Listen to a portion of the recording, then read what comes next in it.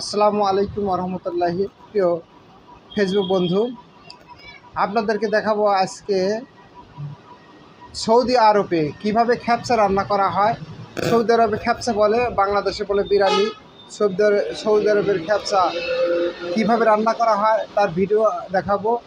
আপনারা আমার সাথে থাকুন, দেখুন সৌদি আরবে কীভাবে রান্না করা হচ্ছে। আমার নিজের ভাগ্নে হাসান আলী, ও রান্না করছে।